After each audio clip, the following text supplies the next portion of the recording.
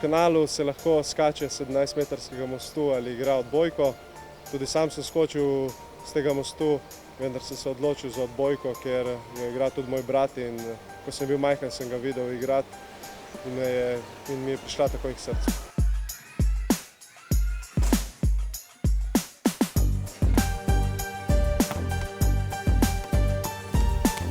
No, takole se je pa vse začelo.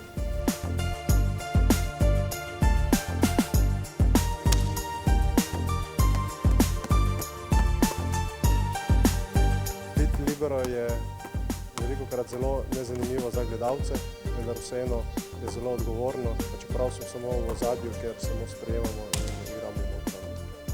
Me pa vseeno vsi opazijo, pa ne zato, ker napadam, ampak ker sem drugače oblečen. Ker ne napadam pri odbojki, velikokrat napadam pa pri tenisu, ko igram s bratom in velikokrat tudi z mano. Odbojka je del naše družine, ko imam čas, pa tudi sem veliko na Soči, se kopam in pač uživam tisti prosti čas, ko mi je dan.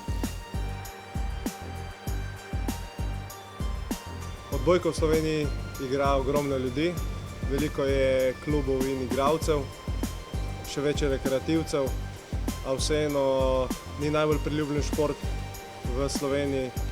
Zdaj mislim, da je to drugače, ko smo osvojili drugo mesto na Evropskem prvenstvu v Bolgariji.